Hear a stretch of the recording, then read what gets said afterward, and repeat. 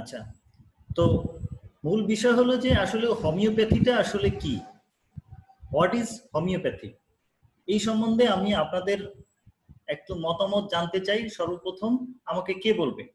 Anybody? আপনি homeopathy সম্বন্ধে কি বুঝেন?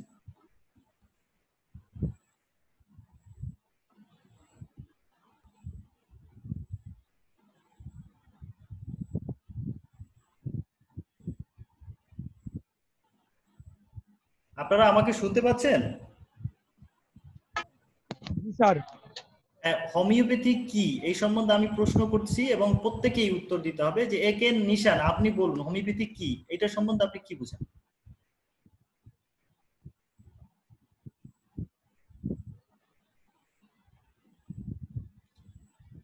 একে নিশান, আপনি বলুন।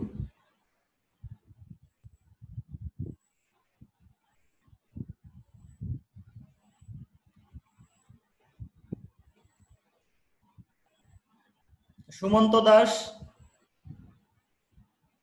মিস্টার সুমন্ত দাস, আপনি বলুন হোমিওপ্যাথি সম্বন্ধে আপনি কি বুঝেন? What is homeopathy?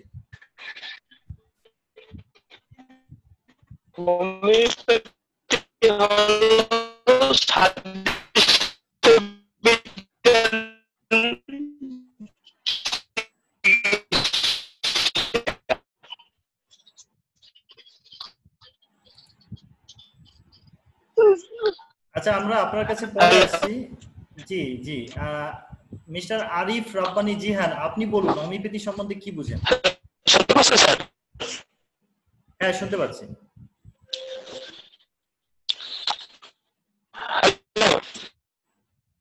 হ্যাঁ, বলুন বলুন।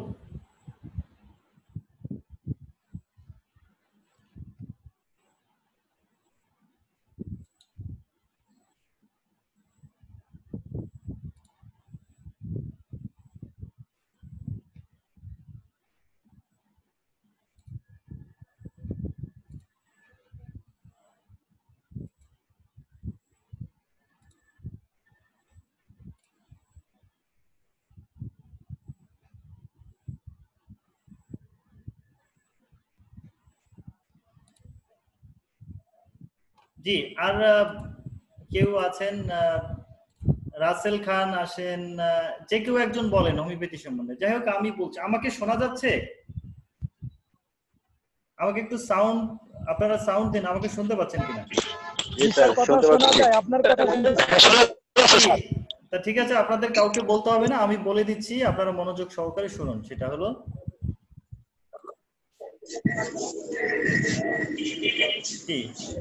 homeopathy is a system of medicine discovered by a German physician, Dr. Samuel Hahnemann, who was the physician, practitioner, chemist, physiologist, linguist, philosopher, believer in God, biologist, pharmacist, basis on similia. অর্থাৎ homeopathy হলো এমন একটা বিজ্ঞান বা একটা মেডিসিনের এমন একটা পদ্ধতি যেটা জার্মান বিজ্ঞানী, চিকিৎসা বিজ্ঞানী ডাক্তার স্যামুয়েল হ্যানিম্যান আবিষ্কার করেছিলেন। এবং সেই আবিষ্কারটা ছিল সিমিলিয়া, ল অফ সিমিলিয়া, সাদৃশ্য নীতির উপরে যে সিস্টেম বা পদ্ধতি আবিষ্কার করেছেন সেটা হলো হোমিওপ্যাথি। আপনারা বুঝতে পেরেছেন সবাই? সাদৃশ্য নীতির উপরে যেই একটা সিস্টেম তৈরি করেছেন মেডিসিনের, সেই সিস্টেমটাই হলো হোমিওপ্যাথি।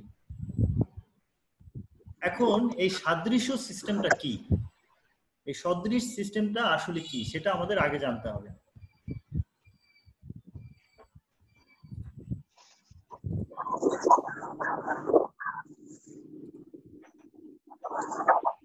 হোমিওপ্যাথি শব্দটা আমরা যদি বিভাজন করি বা বিশ্লেষণ করি, সেখানে আমরা দুটো জিনিস পাবো। সেটা হলো একটা হোমোস আর একটা হলো প্যাথোস। হোমোস শব্দের অর্থ হলো সদৃশ,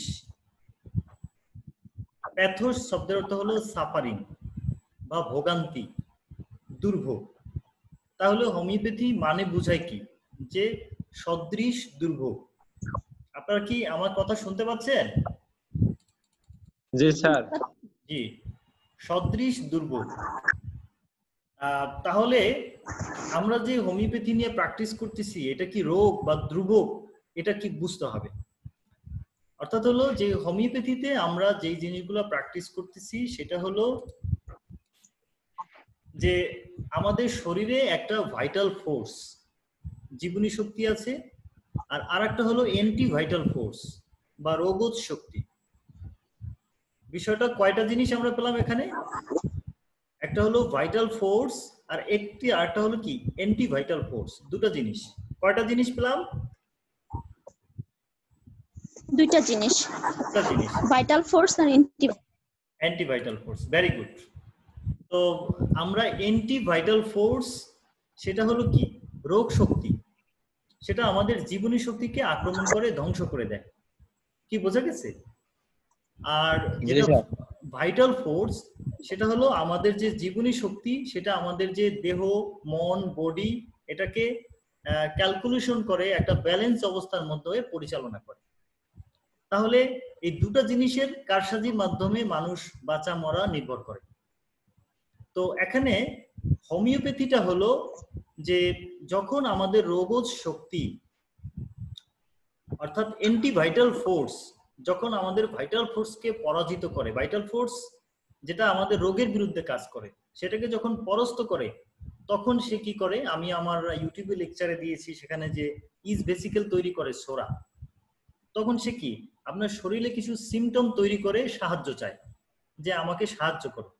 এই সাহায্য করার জন্য কি আমি একটা রোগ, আপনারা জানেন যে কাটা ফোটার জন্য বা কাটা বের করার জন্য কাটা তুলতে হয়, কাটা দিয়ে কাটা তুলতে হয়। ঠিক তেমনি আমাদের যে হোমিওপ্যাথিক মেডিসিন গুলো আছে সেই মেডিসিন গুলো হলো প্যাথোজেনিক সিমটম বা প্যাথোজেনিক, অর্থাৎ হলো রোগ মানে একটা মেডিসিনের যে টক্সিলজিক্যাল সিমটম রয়েছে সেই toxicological symptom. What is toxicological symptom? অর্থাৎ যখন আমাদের মেডিসিন গুলো প্রয়োগ করা হয়েছিল তখন স্থূল মাত্রায় যখন আমাদের ওষুধ প্রয়োগ করা হয় এটা আমাদের শরীরে বিষক্রিয়া দেখা দেয়।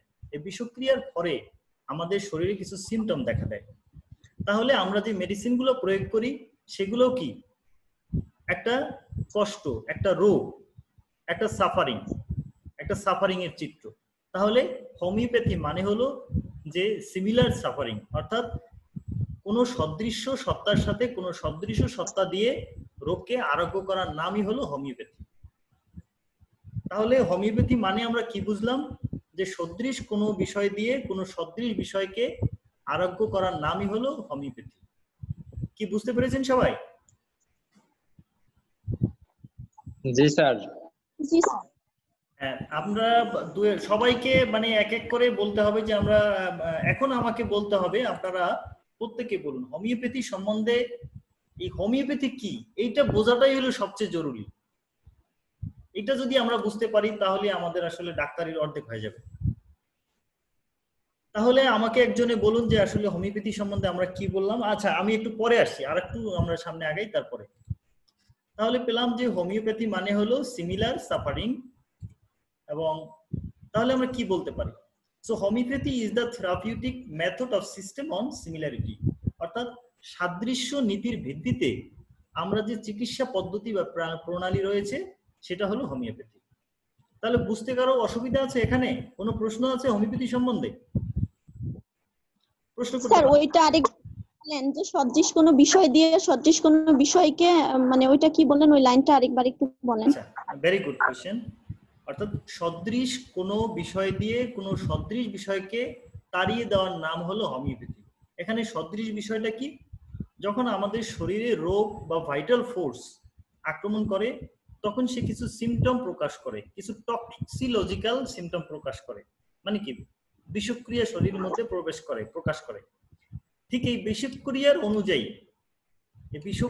অনুযায়ী আমাদের ম্যাট্রিমেডিক্যারে যে মেডিসিনগুলো আছে এই মেডিসিনগুলো মিলিয়ে আমরা একটা ওষুধ প্রয়োগ করি। এই ওষুধ এইটার নামই হলো হোমিওপ্যাথি। আমার সামনে একটু আপনারা ধৈর্য ধরেন, আমি পরের স্লাইডে আপনার বাকিটা আর একটু ক্লিয়ার হয়ে যাবে। না বুঝলে আবার প্রশ্ন করবেন, আমি উত্তর দিয়ে দেব।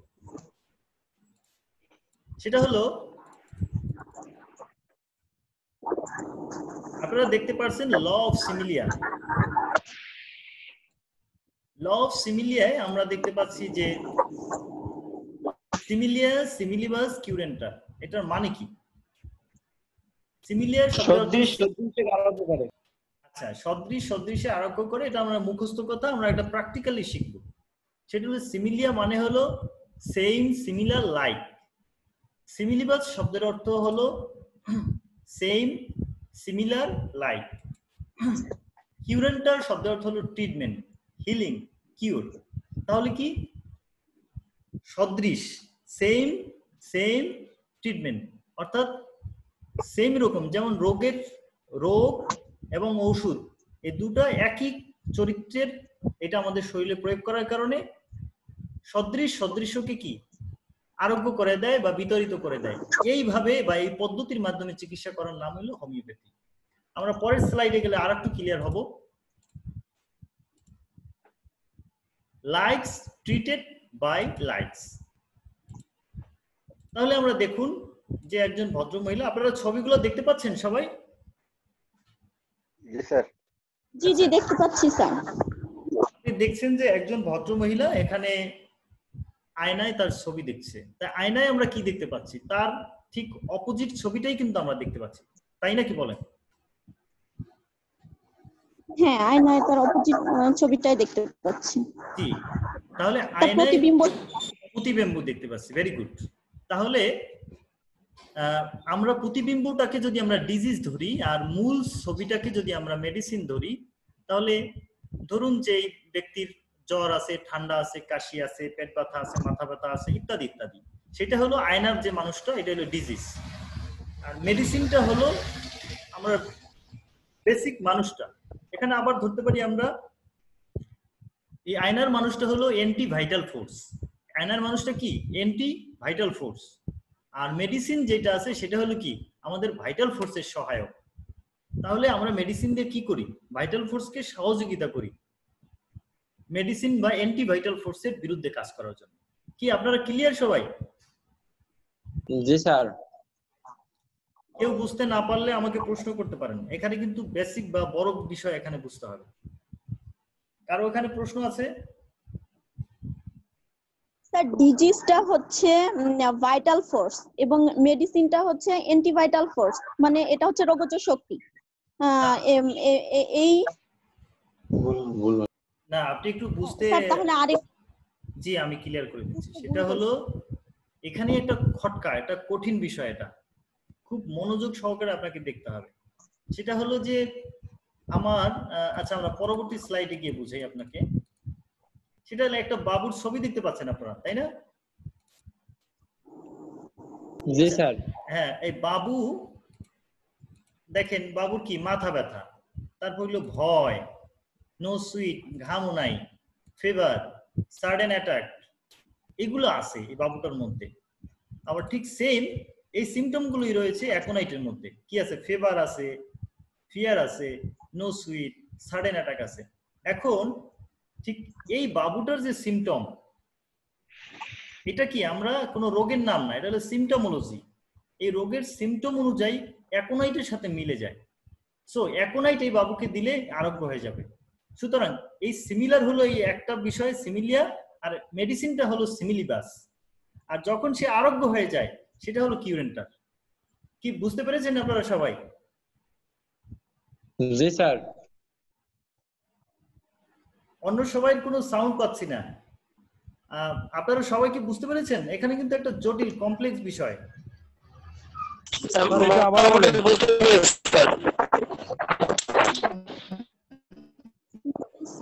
জি আমি আবার বলছি। আচ্ছা আসুন। জি আমি আবার বলছি, সেটা হলো দেখুন, আমরা ব্যাকে যাচ্ছি। এই যে একটা বাবু দেখছেন আপনারা, বাবুর আছে মাথা ব্যথা, আছে ভয়, ভয়ের কারণে বাবুর চোখগুলো কেমন করছে দেখেন।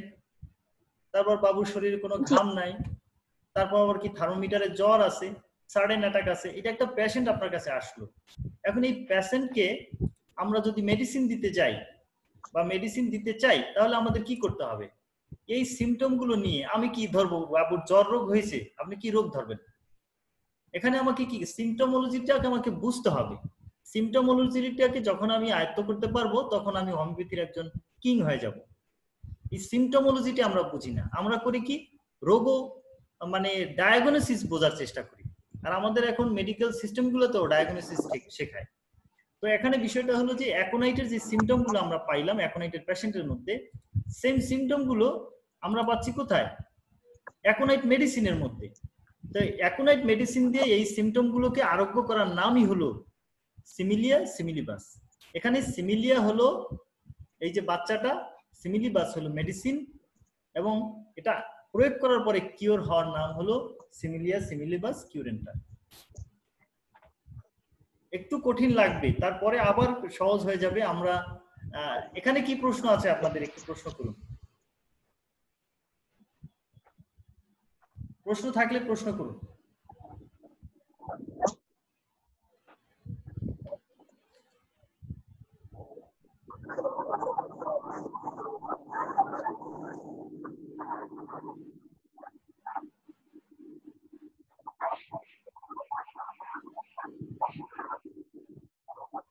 না স্যার, প্রশ্ন নেই। আচ্ছা, তাহলে আমরা নেক্সট চলে যাব। Section 26 Organon. আমাদের হোমিওপ্যাথিক মেডিসিন গুলো যে কাজ করে সেটা আমরা কি করে বুঝবো? সেটা আমরা বুঝবো আমাদের সেকশন 26 অর্গানন অফ মেডিসিনে বলা হয়েছে যে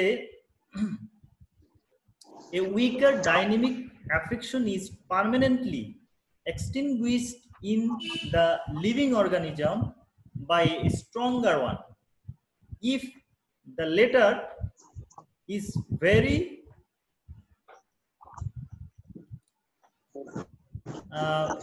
later আমাদের আরেকজন জয়েন করেছে, জয় জয় সূত্রধর, is the living organism by a stronger one if the latter is very similar to the former in its manifestation one।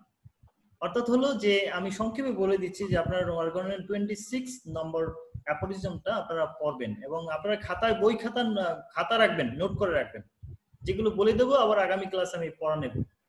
সেটা হলো যে অপেক্ষাকৃত দুর্বল, weaker dynamic affection is permanently existing in the living organism। অপেক্ষাকৃত দুর্বলটাকে strong যে similar থাকে সেটা তাকে দূর করে দেয়। যেমন রোগজ শক্তিটা যখন ভাইটাল ফোর্সকে পরাস্ত করে দেয়, তখন আমরা যখন মেডিসিন প্রয়োগ করি ঠিক সিমিলার কায়দায় তখন এই ভাইটাল ফোর্সকে মেডিসিনটা সহযোগিতা করে। যখন vital force anti vital force অর্থাৎ রোগজ শক্তির চাইতে বেশি ক্ষমতা সম্পন্ন হয়ে যায়, তখন সেটা কি করে? আমাদের রোগকে আরোগ্য করে। কি বুঝতে পেরেছেন আপনারা সবাই? তাহলে অর্গাননের সূত্র অনুযায়ী কি এই রোগটা আরোগ্য হয়ে যায়।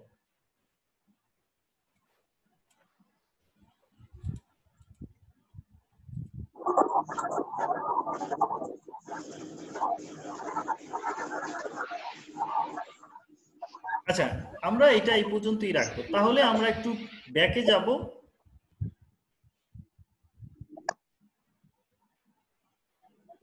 তাহলে হোমিওপ্যাথি কি এই জিনিসটা আমরা মোটামুটি হয়তো আয়ত্ত করতে পেরেছি, নাকি বলেন? জি স্যার। আচ্ছা, তাহলে আমরা স্ক্রিনটা আপাতত করে দেব। আমরা স্ক্রিন শেয়ার, জি, তাহলে আমরা এই বিষয়টা নিয়ে আমরা একটু আলোচনা করে নিই, হোমিওপ্যাথির এই বিষয়টা নিয়ে যারা আছেন, যে আসলে এখন হোমিওপ্যাথি সম্বন্ধে আমরা কি বুঝলাম সেটা আমাকে আপনাদের কাছ থেকে ফিডব্যাক নিতে হবে। আমার বিষয়টা হলো এই ক্লাসটা কিন্তু আমি আপনাদেরকে আবার বলে দিই, আমার ক্লাসে যারা চলে এসেছেন, আমার ক্লাসের মূল উদ্দেশ্য হলো যে প্র্যাকটিক্যাল হোমিওপ্যাথি শেখা, বইয়ের মুখস্থ হোমিওপ্যাথি না। যেটা দিয়ে আমি সারা জীবন শিখেছি যে সিমিলিয়া সিমিলিবাস কিউরেন্টার মানে সদৃশ সদৃশে আরোগ্য, এর বাস্তবতা আমি কিছুই জানি না। তো এখন আমাকে বলুন প্রথম থেকে একে নিশান, আপনাকে আমি এর আগে নক করেছি, আপনাকে পাইনি, তো আপনি বলুন যে এই লেকচারটা দিলাম যে হোমিওপ্যাথি, এই হোমিওপ্যাথি সম্বন্ধে আপনি কি শিখলেন? What is homeopathy?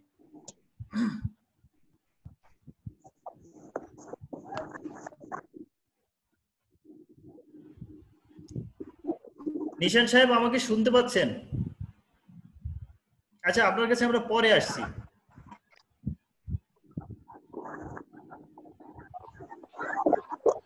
নিশান সাহেব আমাকে শুনতে পাচ্ছেন?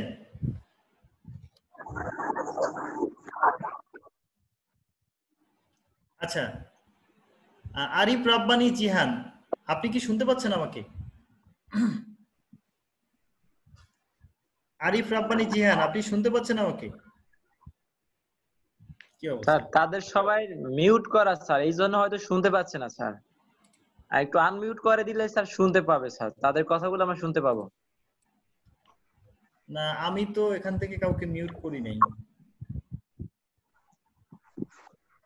সবাই বোধহয় যে যার জায়গা থেকে হ্যাঁ, আচ্ছা, আমাকে যে শুনতে পাচ্ছেন, হাবিবা সুলতানা, আপনি বলুন কি শিখলেন হোমিওপ্যাথি সম্বন্ধে এখানে? হোয়াট ইজ হোমিওপ্যাথি, কি বুঝলেন আপনি? স্যার এখানে আমি যেটা বুঝলাম আপনার এই যে সিমিলিয়া, সিবিলিয়া, সিমিলিবাস আর হচ্ছে কারেন্টার, মানে হ্যাঁ, যে মানে হোমিওপ্যাথির মূল বিষয় যেটা আসছে সেটা আসছে যে সদৃশ কোনো বিষয় দিয়ে কোন সদৃশ বিষয়কে তাড়িয়ে দেওয়ার নামই হচ্ছে হোমিওপ্যাথি। এখানে সদৃশ, জি, এখানে সদৃশ বিষয়টা হলো যে আমাদের রোগ বা সিমটম, রোগ না, বিষয়টা হলো আমাদের সিমটমের সদৃশ কোনো মেডিসিনকে যখন আমরা মিলিয়াতে পারি, এই মিলানো মেডিসিনটা যখন প্রয়োগ করি, এটা হলো সিমিলিয়া, সিমিলিবাস। যখন সে আরোগ্য লাভ করে তখন হলো কিউরেন্টার। এটাই হলো হোমিওপ্যাথি, অর্থাৎ হলো কি এই সূত্রের মধ্যেই বলা আছে। জি, ধন্যবাদ, বুঝতে পেরেছেন। সুমন্ত দাসের নেটওয়ার্কের সমস্যা সম্ভবত। আমরা রাসেল খানের কাছে যাব। রাসেল খান, জি স্যার। হ্যাঁ, আপনি আমাকে বলেন জি, আমাকে বলেন কি শিখলেন হোমিওপ্যাথি সম্বন্ধে? হোমিওপ্যাথি হচ্ছে এক প্রকার সদৃশ্য চিকিৎসা ব্যবস্থা। এটা সিমিলিয়া, সিমিলেবাস, এটা হচ্ছে ওই সদৃশ্য রোগ, আর কিউরেন্টার হচ্ছে সদৃশ্য ঔষধ। যদি আমরা কোন রোগীতে সদৃশ্য যেটা পাবো, সেই সদৃশ্য কোন ওষুধ যদি আমরা সিলেকশন করতে পারি, তাহলে সেটা হোমিওপ্যাথি ভিত্তিতে চিকিৎসা হবে। রাসেল খান, আমি আপনার যে উত্তর, সেই উত্তরে আমি আসলে খুশি হতে পারি নাই। আমাকে একটু হচ্ছে, আপনি একটু মনোযোগ দিয়ে আমার এই বাকি কথাগুলো শুনবেন। এরপরে আমি আবার প্রয়োজন বোধে করব। আমরা কয়েকজন একটু কথা শুনে নেই। এরপরে রয়েছেন হাজার বছর ধরে। আপনি কি আমাকে শুনতে পাচ্ছেন? হাজার বছর ধরে। হ্যাঁ, আসসালামু আলাইকুম, শুনতে পাচ্ছি। ওয়ালাইকুম সালাম। আপনার নামটা বলেন, আমি তো আসলে এখানে হাজার বছর ধরে নাম। আমার নাম হচ্ছে শাখাওয়াত আল হাসান। ওই যে নেটওয়ার্ক কানেকশন চলে গেছে, তো পরবর্তীতে আবার এই করছি, তার কারণে নামটা চেঞ্জ করা হয়নি আর কি। আগে জি জি, আসলে আপনার এই হোমিওপ্যাথি সম্বন্ধে এই যে আমার ক্লাসটা আমি যতটুকু নিলাম, কি বুঝলেন? হোয়াট ইজ হোমিওপ্যাথি আপনার মতে কি? আচ্ছা, আজকে এই ক্লাসটা হলো আপনার অর্ধেক হোমিওপ্যাথি শিখে যাবেন। এই হোমিওপ্যাথিটা কি এইটা আগে জানতে হবে। জি হ্যাঁ হ্যাঁ, এখানে হোমিওপ্যাথিতে দুটো টার্ম, একটা হচ্ছে হোমিওস, একটা হচ্ছে প্যাথোস। হোমিওস মিন হচ্ছে সিমিলার, প্যাথোস মিন হচ্ছে সাফারিং। হোমিওপ্যাথি মিন্স হচ্ছে সিমিলার সাফারিং, আর homeopathy is the therapeutic method of symptom on similarity. It is the basis of law of similia, similibus curenta. Like cure lights বা আমি light. জি, আমি বুঝতে পেরেছি সেটা, এগুলো আমি বলেছি, কিন্তু আমি চাচ্ছি যে প্র্যাকটিক্যালি আপনি বুঝেন কি, মানে বাস্তবিক অর্থে আপনি কি বুঝতেছেন সেটা আমি কিন্তু ব্যাখ্যা করে দিয়েছি দুটো পিকচার দিয়ে, একজন মহিলা একটা বাচ্চার পিকচার দিয়ে। সেটা বলেন আমাকে। হ্যাঁ, এখানে বাস্তবিক অর্থে সিমিলিয়া, সিমিলিবাস কিউরেন্টার যেটা, এটা হচ্ছে এই ডিজিজের যে সিম্পটম গুলা এবং মেডিসিনাল সিম্পটম গুলা সেম হওয়ার কারণে যদি আমরা এটাকে কিউর করতে পারি, তখন আমরা এটাকে বলতেছি similia, similibus curentur. Very good, very good. আসলে আমি বলতে চাচ্ছি যে আপনাদের যে আমাদের প্রথম যে একটা সূত্রটা হলো কি, সিমিলিয়া, সিমিলিবাস কিউরেন্টার। সিমিলিয়া মানে যদি আমরা সিমিলিয়া মানে যদি ধরি আমাদের রোগীর সিম্পটম, এই সদৃশ ডিজিজের সিম্পটম। জি স্যার, ডিজিজ সিম্পটম। জি, আর আরেকটা সিমিলিবাস সম্বন্ধে যদি আমরা ধরি যে মেডিসিনাল সিম্পটম। হ্যাঁ, তো আমাদের ডিজিজ সিম্পটমকে মেডিসিনাল সিম্পটম দ্বারা আরোগ্য করার নামই হলো হোমিওপ্যাথি। কি প্র্যাকটিক্যাল অর্থে বুঝতে পেরেছেন? জি স্যার। জি, এরপরে আমি আবার আসবো আয়েশা ঝালকাঠি। আমাকে শুনতে পাচ্ছেন?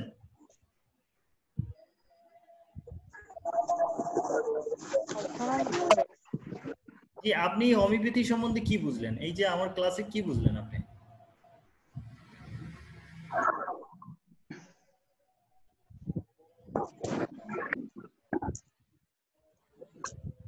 বুঝলাম, সেটা হচ্ছে যে সাদৃশ্য বিষয় দিয়ে যে সাদৃশ্য বিষয়কে চিকিৎসা করা হয়, সেটাই হচ্ছে হোমিওপ্যাথি। যেমন হচ্ছে আমাদের যে প্রথম যে সূত্রটা আছে যে সিমিলিবাস কুরেন্টা, রোগ শক্তি, আর সিমিলিবাস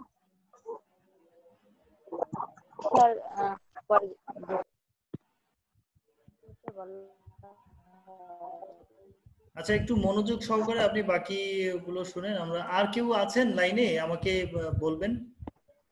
জি স্যার, আমি বলি স্যার একটু। হ্যাঁ হ্যাঁ, মাসুম বলো। জি স্যার। স্যার, সদৃশ রোগ শক্তিকে সদৃশ মেডিসিন শক্তি দিয়ে আরোগ্য করার নামই হলো হোমিওপ্যাথি স্যার। জি, আমরা একটু মানে প্র্যাকটিক্যাল অর্থে জানবো সব সময়। আমরা বইয়ের ভাষাটাকে, আমরা এটা যেহেতু প্র্যাকটিক্যাল ক্লাস, বইয়ের ভাষাকে আমরা জানবো, শিখবো থিওরিটিক্যালি। যাই হোক, মাসুমের সুন্দর উত্তর হয়েছে। অর্থাৎ হলো, আবার বলো মাসুম, আবার বলো। সদৃশ রোগ শক্তিকে সদৃশ মেডিসিন শক্তি দিয়ে আরোগ্য করার নামই হোমিওপ্যাথি। জি, ভেরি গুড। তো সদৃশ সদৃশ কি বলো, আবার বলো, তোমার কথাটা সুন্দরই হয়েছে। সদৃশ রোগ শক্তিকে সদৃশ মেডিসিন শক্তি দিয়ে আরোগ্য করার নামই হোমিওপ্যাথি। তাহলে আমরা কি, প্রথমে হলো আমাদের রোগ শক্তি, সেটা গেলে যখন আমরা সিমটম পেলাম, রোগ শক্তির বৈশিষ্ট্য, আর রোগ শক্তির বৈশিষ্ট্যটাকে আমাদের মেডিসিন দিয়ে মিলিয়ে যখন আমরা প্রয়োগ করলাম, এইটাই হলো হোমিওপ্যাথি। এইটার বাইরে যদি আমরা কেউ হোমিওপ্যাথি শেখাতে চাই, সেটা হোমিওপ্যাথি নয়। আপনার কোনো শিক্ষক যদি বলে যে 3টা মেডিসিন দেবেন, 2টা মেডিসিন দেবেন, কাজ করে, কিংবা সিমটম নাই তারপরে দেওয়া যাবে, দিস ইজ নট হোমিওপ্যাথি। এটা আমাদের এই প্রথম সূত্র দ্বারাই বোঝা যায়। কি বোঝা গেছে? তাহলে আমরা হোমিওপ্যাথির সংজ্ঞা পেয়েছি। জি স্যার। এখন আমাদের বিভিন্ন রকম ওস্তাদ আছে, শিক্ষক ওস্তাদরা আছেন, এবং আমিও যদি কখনো হ্যানিম্যানের কথার বাইরে যাই, আমাকে সাথে সাথে নিকুচি করে ছুরি ফেলবেন। আমার একটা কথা হলো যে, আমি যতক্ষণ হ্যানিম্যানের নির্দিষ্ট পন্থা অনুযায়ী আপনাদের কথা বলবো, ততক্ষণ আপনি আমাকে আমার কথাগুলো গ্রহণযোগ্য হিসেবে নিবেন। কিন্তু যখন আমি হ্যানিম্যানের কথার বাইরে চলে যাব, তখন আমার কথাটা নিকুচি করে ফেলে দিবেন। কি বোঝা গেছে তাহলে?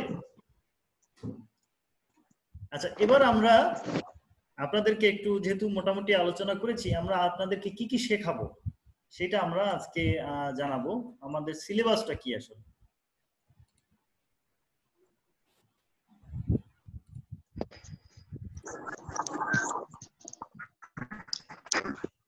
যে আমাদের সিলেবাসের মধ্যে আপনাদের যেগুলো শেখাবো বেসিক হোমিওপ্যাথি ক্লাসে আমাদের, সেটা হলো, প্রথম হলো যে আপনাদের হোমিওপ্যাথির বেসিক এর উপরে যে যা আছে এ টু জেড, হোমিওপ্যাথির এ থেকে শুরু করে জেড পর্যন্ত বেসিক নলেজ, যে আপনি একজন ভালো হোমিওপ্যাথ হওয়ার জন্য যা যা দরকার রাস্তাটা আমি দেখিয়ে দেব।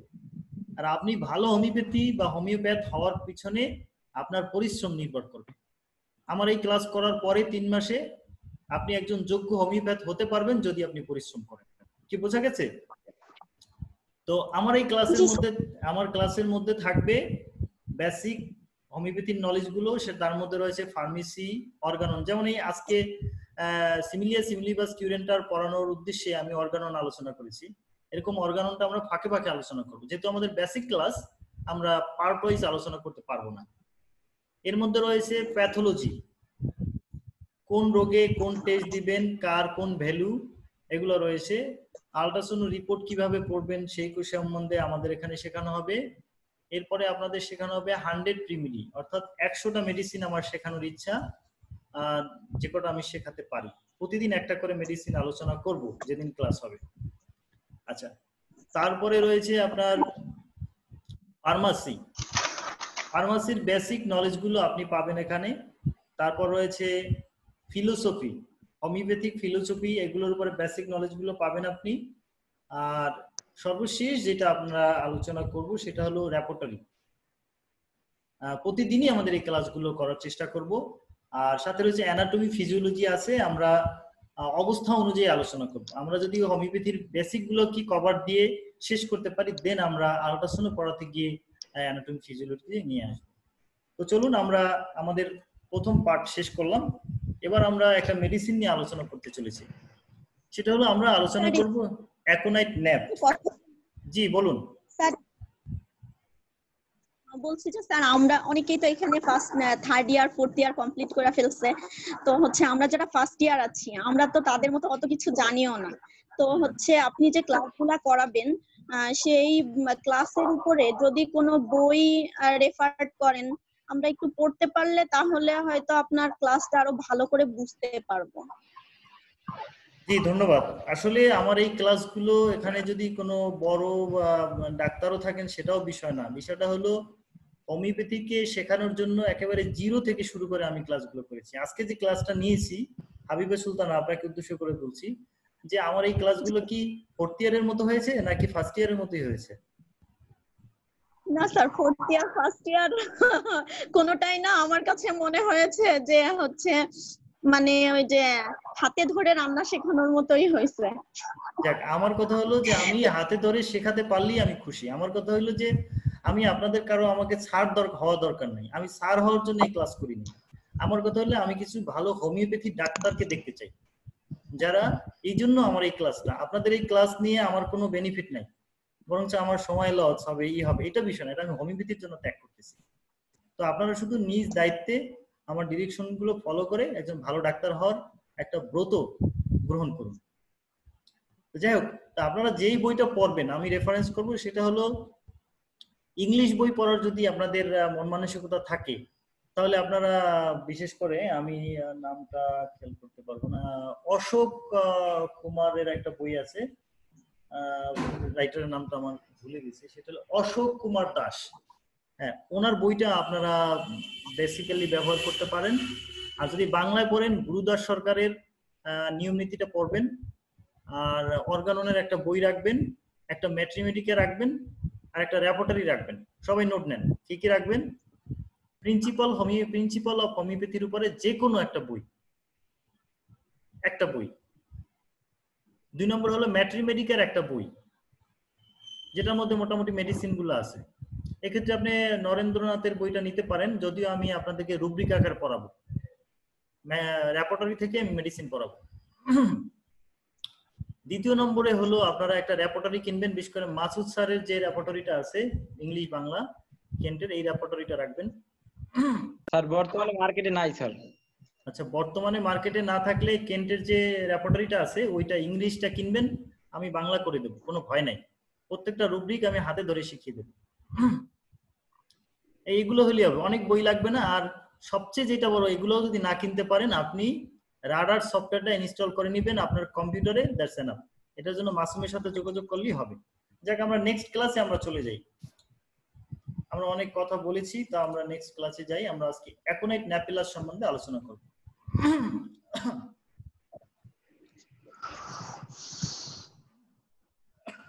দুঃখিত।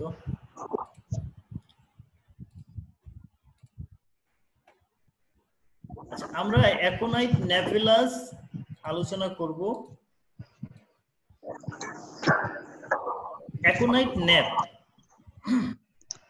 অ্যাকোনাইট ন্যাপের যে সেকেন্ডারি উপাদান বা জেনেরিক যেটাকে বলি সেটা হলো অ্যাকোনাইটিন। নাম কি? অ্যাকোনাইটিন। অ্যাকোনাইটের মধ্যে যে উপাদানটা থাকে সেটা হলো অ্যাকোনাইটিন। বোঝা গেছে? সবাই মুখস্থ করে ফেলবেন সাথে সাথে। জি স্যার। আচ্ছা, এটার সোর্স হলো প্লান্ট কিংডম। হোমিওপ্যাথিতে বেসিক যা মূল, যেটা আমরা যদি বেসিক ক্লাস, আপনার 6টা সোর্স রয়েছে, উৎস রয়েছে। প্রথম হলো উদ্ভিজ উৎস একটা, 2য় নম্বর হলো প্রাণীজ, 3য় নম্বর হলো খনিজ, তার 4র্থ নম্বর হলো নোসোর্স বা রোগোস, তারপরে হলো গ্রন্থিস, এবং হলো আরেকটা হলো ইম্পন্ডারেবিলিয়া। এই 6টা বিষয় আছে। তাহলে আমরা অ্যাকোনাইট ন্যাপেলাস হলো প্লান্ট কিংডম বা উদ্ভিদ বা উদ্ভিজ রাজ্যের একটা মেডিসিন। তাহলে প্লান্ট কিংডম বা উদ্ভিজ মেডিসিন হলো অ্যাকোনাইট। তাহলে উদ্ভিজ গ্রুপের মেডিসিন গুলোর একটা ব্যাপারে আমরা যে জিনিসটা বলবো, যে এই উদ্ভিজ গ্রুপের যে মেডিসিন গুলো আছে, এই মেডিসিন গুলো আপনি প্রয়োগ করলে যদি কখনো ভুল হয় মারাত্মক ক্ষতি হওয়ার সম্ভাবনা কম। তবে স্থূল মাত্রায় প্রয়োগ করলে আপনি যে কোনো মেডিসিনের ব্যাপারেই খুব খারাপ অবস্থা থাকতে পারে। আমরা এটা ক্লিনিক্যালে আলোচনায় আমরা নিয়ে আসব। তাহলে আমরা পেলাম অ্যাকোনাইট ন্যাপ কি গাছ থেকে তৈরি বা গুল্ম থেকে তৈরি, বুঝতে পেরেছেন সবাই? জি স্যার। আচ্ছা, মিয়াজম আছে, অ্যাকোনাইট এর মিয়াজম নাই, অর্থাৎ অ্যাকুইট মিয়াজম, অর্থাৎ ফান্ডামেন্টাল কজেস। ফান্ডামেন্টাল কজেস কি প্রশ্ন থাকতে পারে? Exciting causes, sorry exciting causes. Exciting কজেসটা কি? রোগের দুটা কারণ। হানিম্যান বলেছেন যে দুটা কারণ, একটা হলো এক্সাইটিং কজেস, একটা হলো ফান্ডামেন্টাল কজেস। এক্সাইটিং কজেস হলো পরিবেশগত, অবস্থানগত। যেমন আপনি অনেক খাবার খেলেন, অনেক খাবার কারণে আপনার পেটে সমস্যা হলো, খাবারটা আপনার হজম হয়ে গেল, সমস্যা ভালো হয়ে গেল। তো সেম অ্যাকোনাইট হলো অ্যাকুইট মিয়াজমের মেডিসিন, অর্থাৎ হলো কি পরিবেশগত কারণ, অবস্থানগত কারণ, আপনি ভয় পেলেন, এই কারণের কারণে যেই রোগগুলো হয় সেগুলো হলো অ্যাকোনাইট। কি বুঝতে পেরেছেন সবাই? করা যাবে স্যার? হ্যাঁ, প্রশ্ন করা যাবে, যেহেতু ক্লাস সাথে প্রশ্ন করা যাবে। বলুন। জি স্যার। স্যার কিছু কিছু বইতে অ্যাকোনাইট, সোরিক, সাইকোটিক এবং টিউবারকুলোসিস মায়াজমের কথা লেখা আছে স্যার। আচ্ছা, অন্যরা বইতে যেগুলো লেখা আছে সেগুলোর বিরুদ্ধে আমি বলছি না, সেটা ঠিক আছে, কিন্তু বেসিক্যালি আমরা মিয়াজমের যে মেডিসিন যে কাজ করে এটা আমরা বুঝবো কি করে? সেটা হলো যে ওই সিমটম গুলো আছে কিনা, কাজ করে কিনা, এবং সেই কাজ বিবেচনা করতে গেলে আমরা প্রত্যেকটা মেডিসিনকে সোরা, সাইকোটিক এবং সিফিলিটিক মায়াজমের মেডিসিন বলতে পারবো। কিন্তু অ্যাকোনাইট মিয়াজমের উপরে কাজ করলেও ডিপলি মিয়াজমের উপরে কাজ করে না। হ্যাঁ, সেই জন্য আমরা কোনো পণ্ডিত, বিশেষ করে ডাক্তার রাজন শঙ্করন, উনি বলেছেন যে অ্যাকোনাইট হলো অ্যাকুইট মিয়াজমের মেডিসিন। আবার অনেক তো অ্যাকুইট মিয়াজম বলতে কিছু নাই, সেটাও মানে ব্যাখ্যা করেন। তাহলে আমরা অ্যাকোনাইটকে নো মিয়াজমিক বলতে পারি, তবে মিয়াজমের উপরে কাজ করে, কিন্তু ডিপলি বা মিয়াজমকে পরিপূর্ণভাবে কভার দিতে পারে না, সেই জন্য আমরা একে অ্যান্টি মিয়াজমিক বলতে পারি না। বুঝতে পেরেছেন সবাই? স্যার মিয়াজমটা কি? আচ্ছা, মিয়াজম কি আমরা এটা আলোচনা করছি। মিয়াজম হলো একটা রোগের বীজ। যেমন ধরুন একটা সুপারি গাছ থেকে, হ্যাঁ, সুপারির বীজ থেকে একটা চারা গজায়, তেমনি মিয়াজম হলো রোগের বীজ। এই মিয়াজম বা এই বীজ থেকে রোগ তৈরি হয়। আমাদের মাস্টার হানিম্যান উনি বলেছেন রোগের পিছনে দুটা কারণ। কয়টা কারণ? রোগের পিছনে কয়টা কারণ?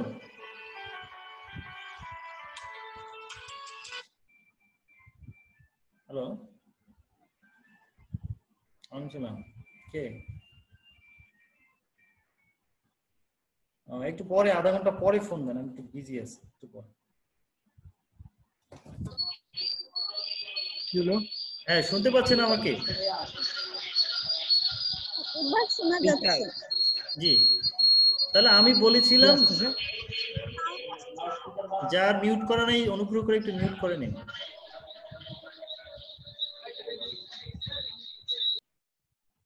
আচ্ছা, আমি বলতে চাচ্ছি যে মিয়াজমিক যে বিষয়গুলো, মিয়াজমিকটা হলো যে যখন কোনো মেডিসিন কোনো মিয়াজমকে কভার করে, পরিপূর্ণভাবে আরোগ্য করতে পারলো, তখন আমরা বলবো যে দিস ইজ দ্যাট মিয়াজমিক মেডিসিন।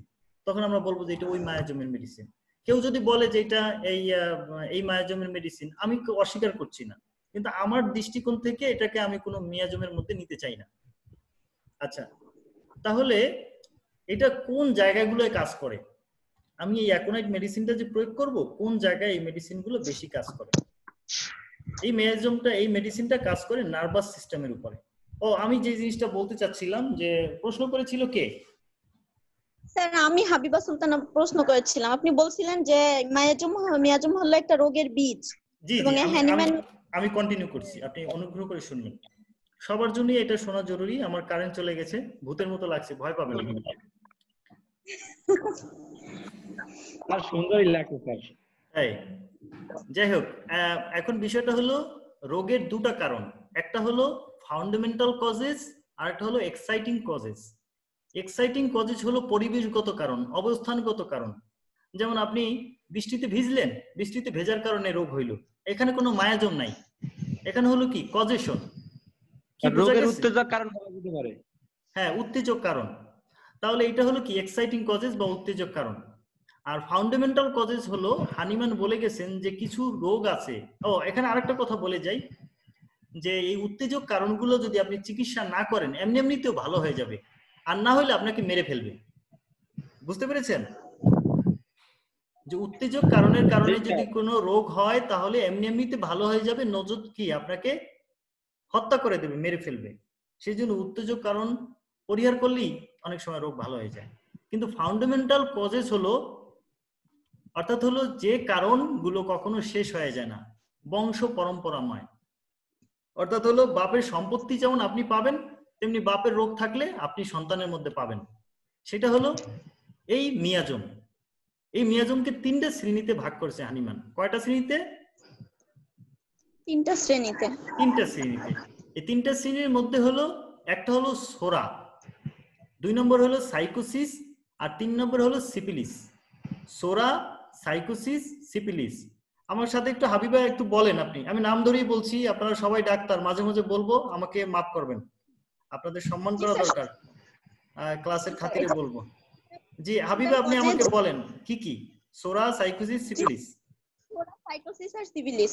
হ্যাঁ, সোরা, সাইকোসিস এবং সিফিলিস সম্বন্ধে আমরা পরে আলোচনা করব ইনশাআল্লাহ। তা আপনি শুধু এখন জেনে রাখেন যে মিয়াজম হলো রোগ বীজ বা রোগের কারণ। এই কারণ 3টা, সেটা হলো সোরা, সাইকোসিস এবং সিফিলিস। বর্তমান সময় অন্যান্য চিকিৎসকরা সিফিলিসকে ভেঙে টিউবারকুলার আরো কয়েকটা মায়াজম তৈরি করেছেন। মায়াজম কথাটা সঠিক না, হবে মিয়াজম, সঠিক উচ্চারণ। তাহলে আমরা ওগুলো নিয়ে আবার পরে আলোচনা করব। তাহলে মোটামুটি ভাবে আমার উত্তরটা পেয়েছেন? জি স্যার, পেয়েছি।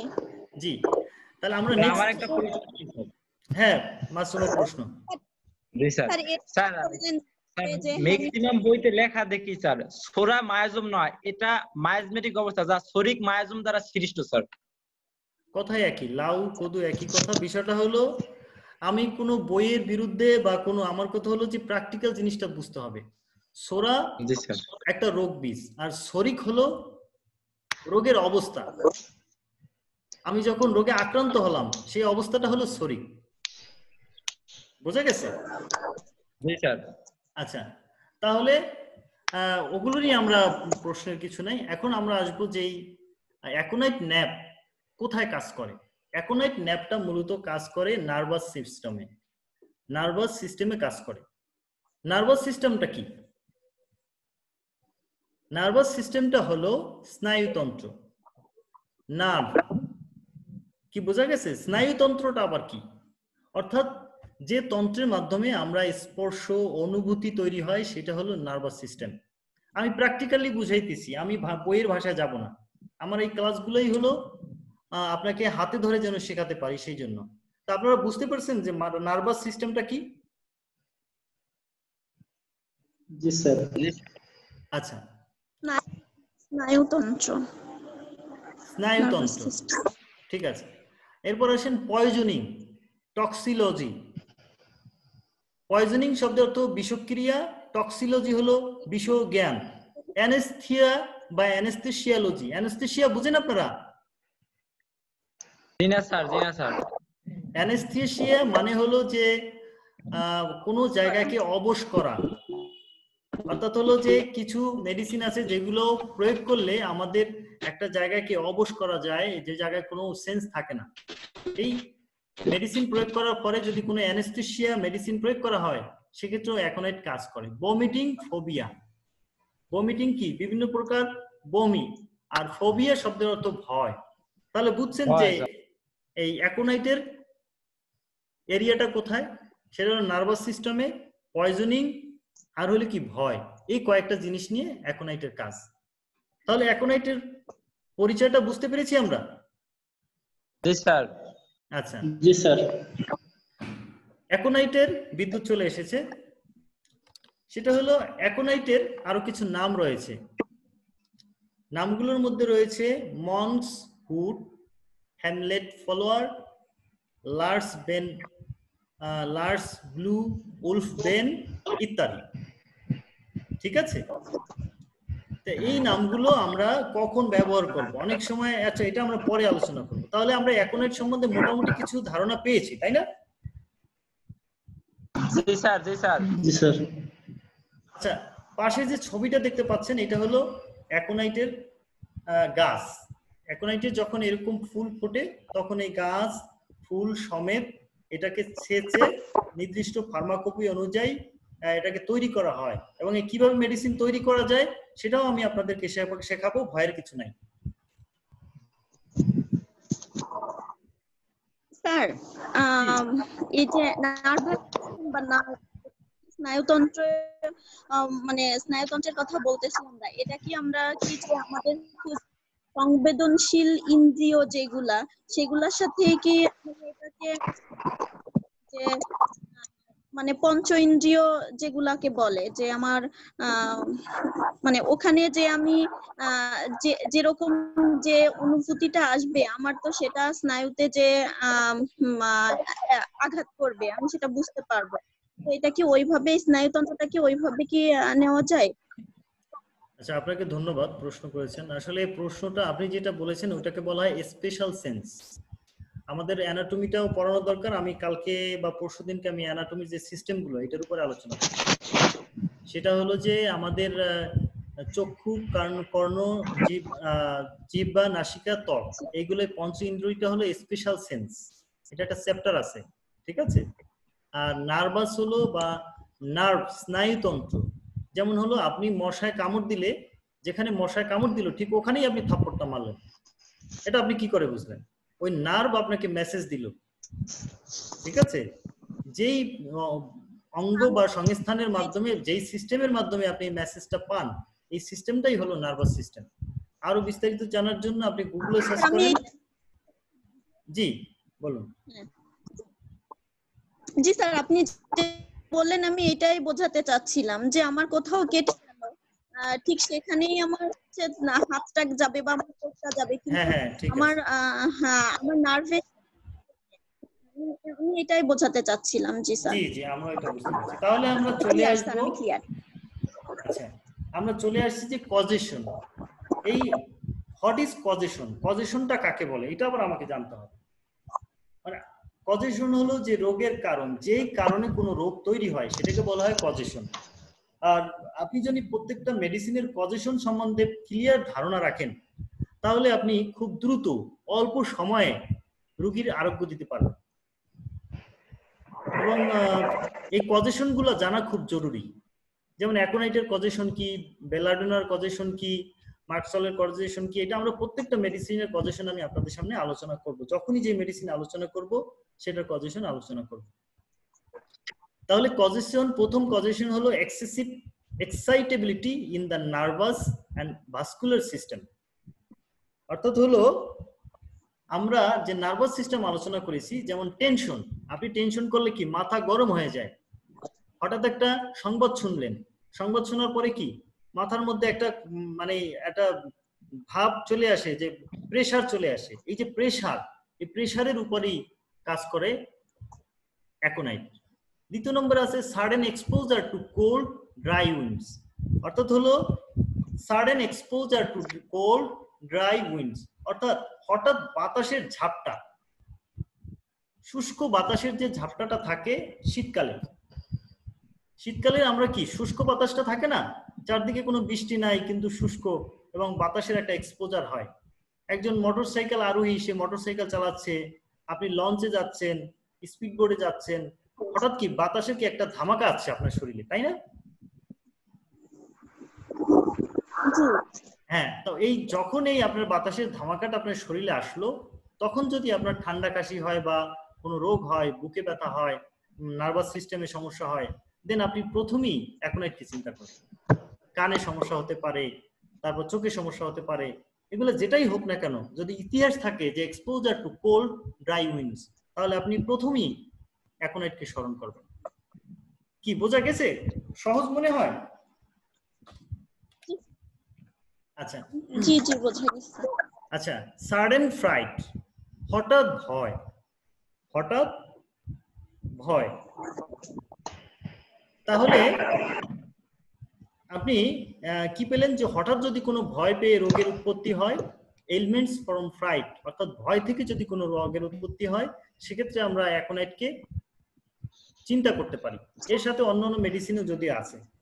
তাহলে চলুন আমরা আবার নেক্সটে যাই।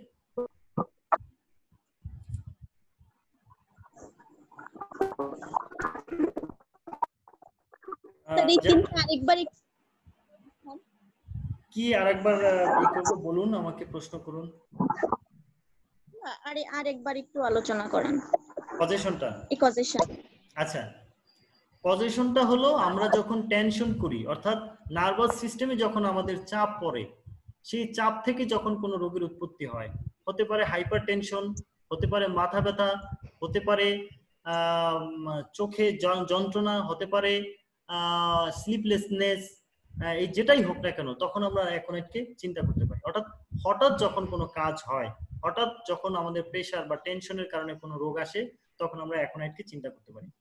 Sudden exposure to cold dry winds, অর্থাৎ যখন আমি হঠাৎ করে বাতাসের ঝাপটা বা দমকা হাওয়া আমার শরীরে লাগে, বিশেষ করে মোটর সাইকেল আরোহী, সাইকেল চালক, তারপর লঞ্চের ছাদে থাকা, হঠাৎ বাতাসের ধামকা, দৌড় দেওয়া, এই ইত্যাদি ইত্যাদি, বা রিক্সা ভ্রমণ করা, বাসে ভ্রমণ করা, জানলার পাশ দিয়ে বাতাস আসা, এই যে ঠাস করে নতুন করে বাতাস আপনার শরীরে আসা, এবং এর কারণে আপনি যদি অসুস্থ হন, সেক্ষেত্রে আমরা অ্যাকোনাইটকে ফলো করতে পারি। সাডেন ফ্রাইট, হঠাৎ ভয় পাওয়া, এই কোন রোগ। হ্যাঁ, তাহলে বুঝতে পেরেছেন, তাই না? আমরা নেক্সটে যাব। এখন অ্যাকোনাইটের একটা বড় জায়গা দখল করে আছে phobia. What is phobia? Phobia মানে হলো ভয়। ফোবিয়া মানে কি? ভয় স্যার, ভয়। মাসুম, হাবিবা সুলতানা এছাড়া অন্য কেউ কি লাইন নাই?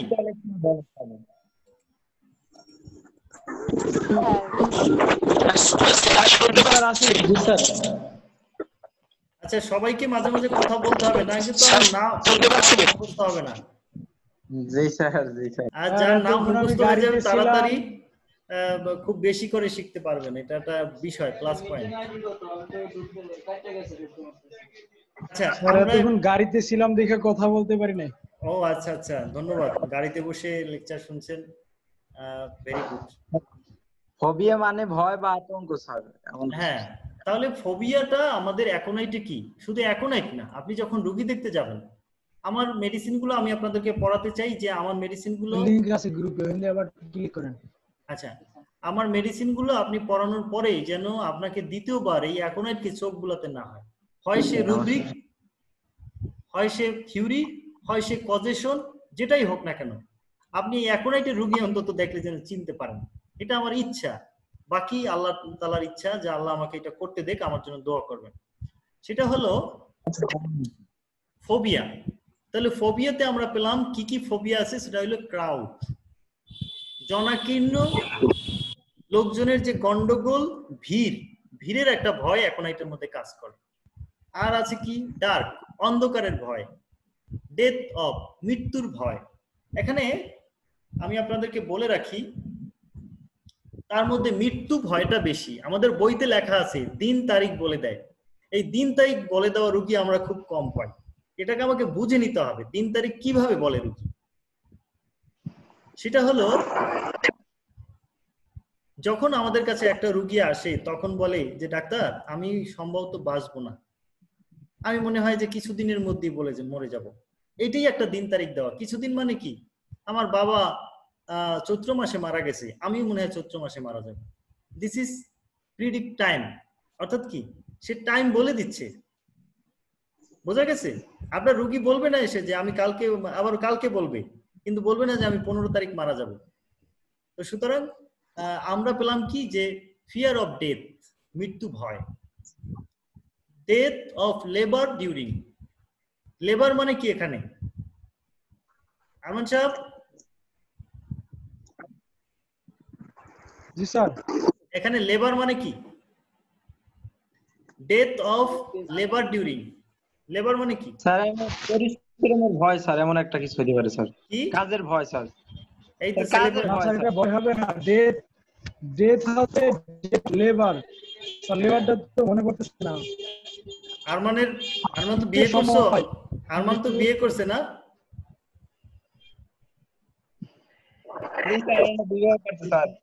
বউর কাছে জিজ্ঞেস করতে হবে।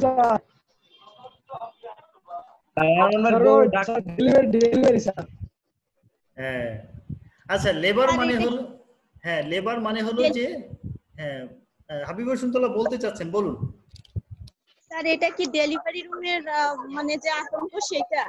জি জি আচ্ছা, আমরা এখানে একটা জিনিস আপনাদেরকে বলি, ডেলিভারি সময় যে ব্যথা সেটার ভয়। জি আমার কথাগুলো একটু শুনেন। সেটা হলো আমার ক্লাসে ছেলেকে মেয়েকে এটা আমি কিন্তু বিবেচনা করি না। আপনারা যারা মেয়ে আছেন ছেলে আছেন, আমার ক্লাস হলো জানার জন্য, আমি যা দরকার তাই আমি বলে শেখাবো। এখানে ছেলে মেয়ে বিবেচনা, এবং আপনারাও এইভাবে ক্লাস উইলিংলি করবেন। যদি আপনি আমার শ্রদ্ধেয় আশাফুল স্যার একটা কথা বলছিলেন যে এমন কিছু কথা আছে ডাক্তারিতে সেটা বাবা ছেলে বলা যায় না, কিন্তু না বললে আবার শেখা হয় না। তো সুতরাং হলো এখানে আমাদেরকে শিখতে হবে। শেখার জন্য আমাদেরকে এগুলো কি, এগুলো কোনো তিরস্কার বা এর কিছু না, এটা আমাকে শিখতে হবে। সেটা হলো লেবার হলো যে আমরা বাচ্চা প্রসব করার জন্য মহিলাদের, মেডিকেল সায়েন্স, জি মেডিকেল সায়েন্স। তো এই ব্যথাটাকে লেবার পেইন বলে। যখন লেবার পেইনটা হয় তখন সে বলে আমি মরে যাব, আমি বাঁচবো না, এই যে একটা অবস্থা হয়, তখন যদি আপনাকে শুধু অ্যাকোনাইট খাওয়াই দেওয়া হয় দ্রুত ডেলিভারি হয়ে যাবে, কোনো সিজার লাগবে না। তাহলে কি ডেলিভারি ট্রিটমেন্ট কিন্তু পেয়ে গেছেন অলরেডি। হ্যাঁ, ডেথ অফ মিনসেস বিফোর, মাসিক হওয়ার কিছু আগে তার মধ্যে অ্যাকোনাইটের ভয় যে আমি বোধহয় মাসিক হইলে মারাই যাব, মাসিকটা আবার কেন হবে, সেজন্য সে এই কথাগুলো বলবে। ডেথ অফ প্রিডিক্টস দ্য টাইম, সে সময় বলে দেয়।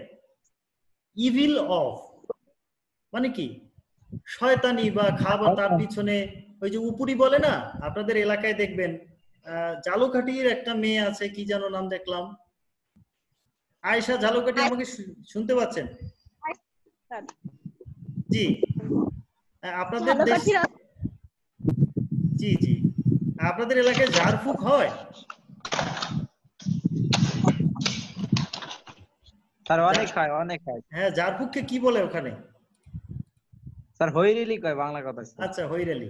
যে এই হইরালি জিনিসটা সে মনে করে যে আমার পিছনে কোনো জিন ভূত পেত আমার উপরে উঠেছে, সেজন্য তখন এই অবস্থার প্রাথমিক প্রারম্ভিকে যদি আমরা অ্যাকোনাইট প্রয়োগ করি তাহলে তার মধ্যে জিন ভূতের তাড়ানো এটা চলে যাবে। গোস্ট অফ, তার মধ্যে ভূতের ভয়। ন্যারো প্লেস ইন মানে চিকন জায়গা দিয়ে যাবে সেটার ভয়। এই ন্যারো প্লেস ইনে আর্জেন্ট নাইটিকাম একটা বড় মেডিসিন, ঠিক আছে? পিপল অফ, লোকজনের ভয়। তারপর রয়েছে walking of across busy street, মানে ওই যে আমরা প্রথমে crowd. Narrow place in people, এটা আরেকবার বলেন। আচ্ছা, ন্যারো প্লেস মানে হলো যে চিকন জায়গা, যেমন গলি আছে না, যেমন ছোট ছোট গলি, এই গলি দিয়ে যাওয়ার সময় তার ভয় হয় যে গলির মধ্যে কি আছে, নাকি গলির মধ্যে ভূত আছে, প্রেত আছে, বা কেউ আমাকে দেখে ফেললো, এরকম আমি মারা যাব, ওখানে আমাকে কেউ কামড় দেবে, এই সব চিন্তা ভাবনা তার মধ্যে উদয় হয়। তখন আমরা এই অ্যাকোনাইটকে নিয়ে আসতে পারি।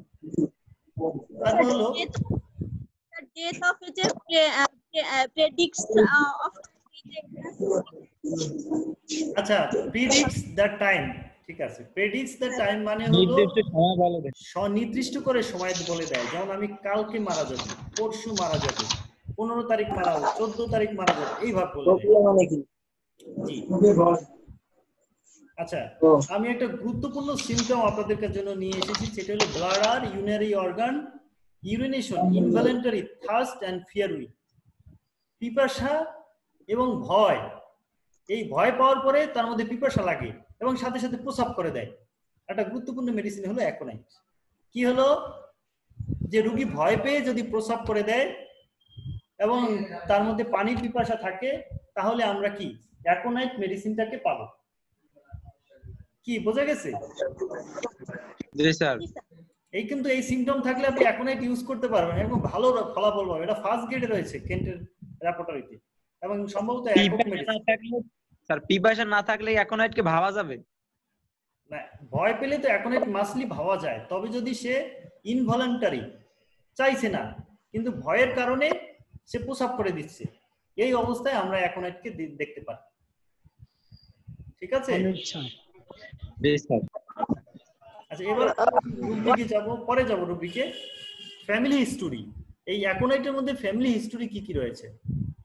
আচ্ছা, আমরা একটু আলোচনা করে নেই। এটা ফ্যামিলি হিস্টোরি আলোচনা করার আগে আমরা সবাই একটু লাইনে আসেন, আমরা একটু আলোচনা করে নিই। জি, তাহলে আমরা অ্যাকোনাইট সম্বন্ধে কি জানলাম? এই যে আজকে আমরা অ্যাকোনাইটে শিখলাম, এই অ্যাকোনাইট সম্বন্ধে ফোবিয়া পর্যন্ত আমরা নিয়ে আসলাম।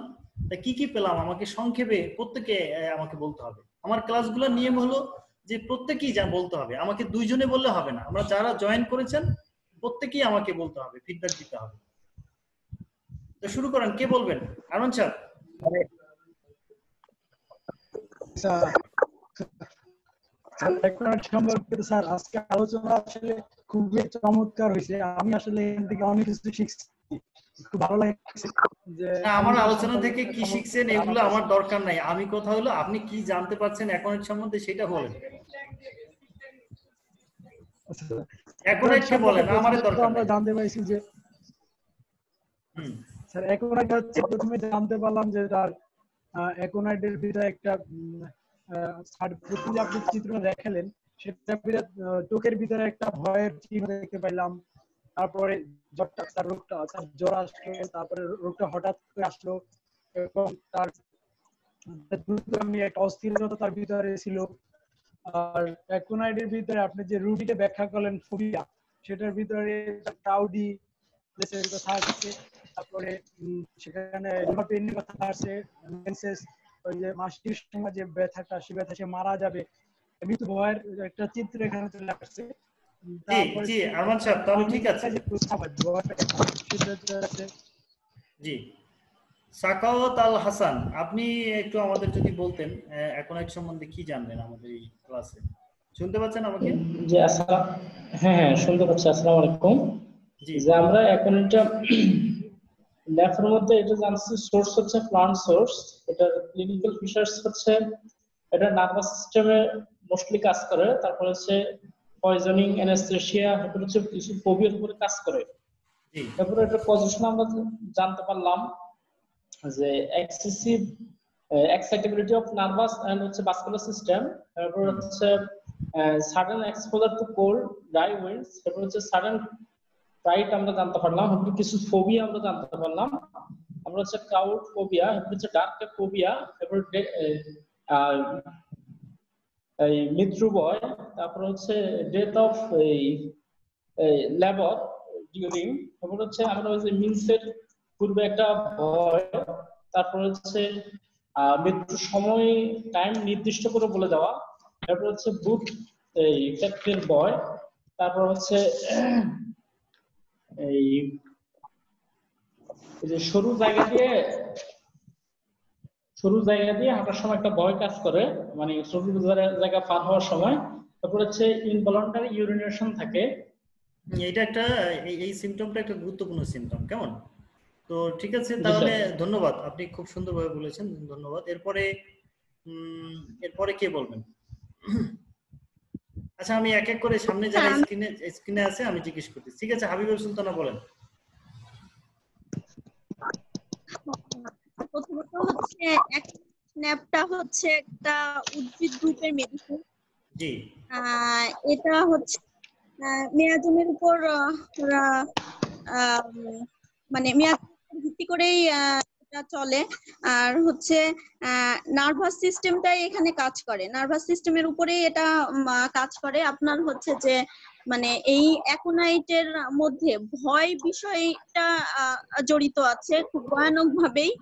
দেখা যায় যে লোকজনের ভিড়ের ভয়, তারপরে অন্ধকারের ভয়, মৃত্যু ভয়, তারপরে হচ্ছে মানে ডেলিভারি টাইমের ভয়, পিরিয়ড কালীন ভয়, মানে মহিলাদের পিরিয়ডকালীন ভয়, তারপরে হচ্ছে আপনার দেখা যায় যে হচ্ছে আরেকটা ভয় আছে যে দেখা যায় যে মানে রোগীর মধ্যে এরকম কোনো একটা কিছু কাজ করে যে আমি হয়তো আগামীকাল মারা যাব, অথবা আমি 1 মাস পরে মারা যাব, বা আমি 1 বছর পরে মারা যাব, এরকম একটা ব্যাপার সেটা কাজ করে। তারপরে হচ্ছে আপনার এর মধ্যে হচ্ছে যে জিন ভূতের একটা ভয় কাজ করে। তারপরে কোনো কি আরেকটা কি আছে হচ্ছে যে আপনার ওই যে চিকন গলির মধ্যে যে সেখানে মনে হয় যে হয়তো এখানে আমি কারো দ্বারা অ্যাটাক হব, বা এখানে কিছু একটা আছে, এরকম একটা ভয়। বিজি রাস্তায় একটা ভয় যে এখানে হয়তো আমার কোনো অ্যাক্সিডেন্ট হয়ে যেতে পারে। আবার হচ্ছে যে অতিরিক্ত ভয়ের কারণে যে ধন্যবাদ ধন্যবাদ ধন্যবাদ। এরপরে মাসুম সংক্ষেপে 2 লাইনে। স্যার প্রথমত এটা একটা উদ্ভিজ্জ ঔষধ স্যার, এবং আরেকটা নাম বলছেন যে হেলমেট ফ্লাওয়ার, এবং এটার কোনো স্যার মায়াজম নেই, আমরা একুইড মায়াজম সেটা বিবেচনা করতে পারি, এবং এটি স্যার নার্ভাস সিস্টেমের উপর খুব ভালো একটা কাজ করে। এবং স্যার যে ফোবিয়ার যে বিষয়টা স্যার, ফোবিয়াটা স্যার বিভিন্ন রকমের স্যার। মেয়েদের স্যার যে ডেলিভারির সময় একটা ব্যথা মৃত্যু হয়, এইটা আবার মৃত্যু অতিরিক্ত ভয়ের কারণে কেউ যদি প্রস্রাব করে সেই সাথে যদি পানি পিপাসাটা থাকে স্যার এই ক্ষেত্রে। তারপর স্যার যে লোকজন মানে ক্রাউড যে জনতা, এই ক্ষেত্রে তারা ভয় কাজ করে। তারপর সরু জায়গা এইগুলোতে তার ভয়ের কাজ করে স্যার। জি ধন্যবাদ। এরপরে মানে প্রস্তুত থাকবে আরিফ রাব্বানী জিহান, কিন্তু আমাকে বলবে রাসেল খান। রাসেল খান, আপনি শুনতে পাচ্ছেন আমাকে?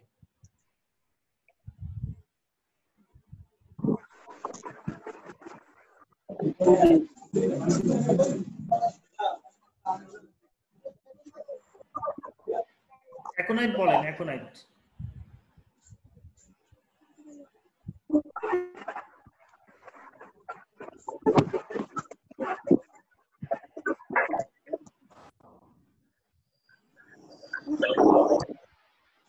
জি রাসেল খান, আমরা আপনার কাছে পরে আসছি। আমাদের বলবে আরিফ রাব্বানী জিহান।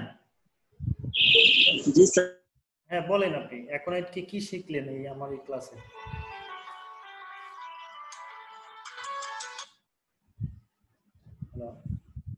পরে ফোন দাও।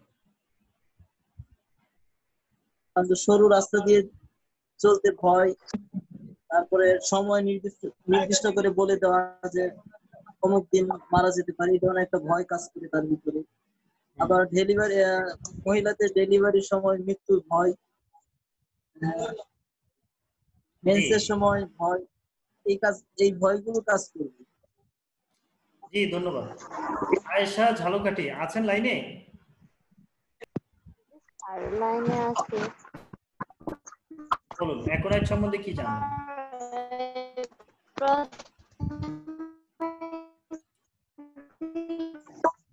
হচ্ছে আমার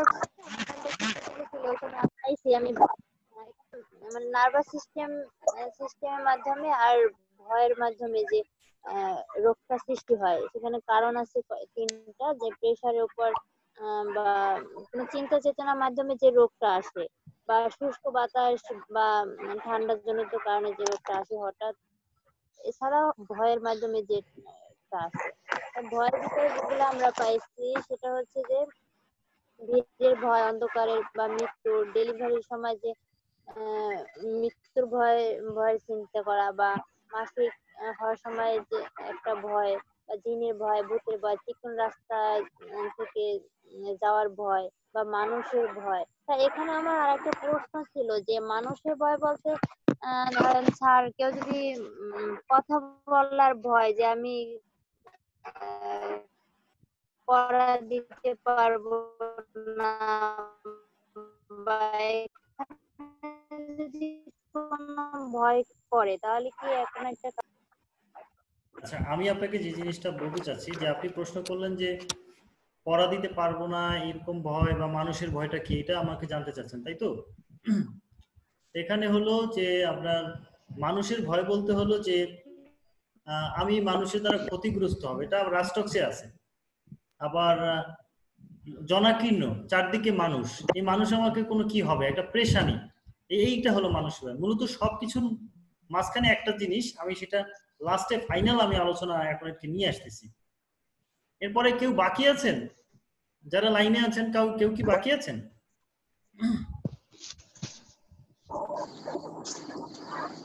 সুমন্ত দাস, জি সুমন্ত দাস বলুন। জি হ্যাঁ আমি শুনতে পাচ্ছি, আপনি বলুন। আমরা এখন সম্বন্ধে মূলত মানে উদ্ভিদ থেকে মানে গাছ থেকে তৈরি, এবং এখন একটা আমরা সম্পর্কে গেছি মূলত নার্ভাস সিস্টেম কাজ করে এবং শুষ্ক বাতাসের ঝাপটা এটা ভিতরে কাজ করে, মানে কোনো সময় হঠাৎ ভয়, এবং ভয়ের ভিতরে আমরা ফোবিয়া পেয়েছি। ফোবিয়ায় যেমন ভূতের ভয়, লোকজনের ভয়, তারপরে লিভারডুমের ভয়, অন্ধকারের ভয়, এগুলো। জি ধন্যবাদ। তাহলে আমরা আবার অ্যাকোনাইটে চলে যাব। আমরা ফাইনাল আলোচনা করিনি, আমরা ফাইনালি আলোচনা করতে চলে যাব। তাহলে আমরা অ্যাকোনাইটকে আরো জানতে পারবো। চলুন আমরা ফাইনাল আলোচনায় যাই। সেটা হলো জুম,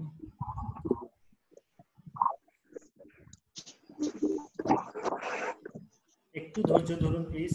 আচ্ছা, অ্যাকোনাইটকে আমরা যেটা জেনেছি যে অ্যাকোনাইটের তিনটা কথা আমি এখন সংক্ষেপে নিয়ে আসি।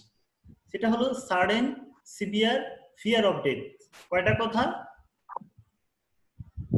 তিনটা স্যার, তিনটা কথা। সাডেন, সিভিয়ার মানে ফিয়ার।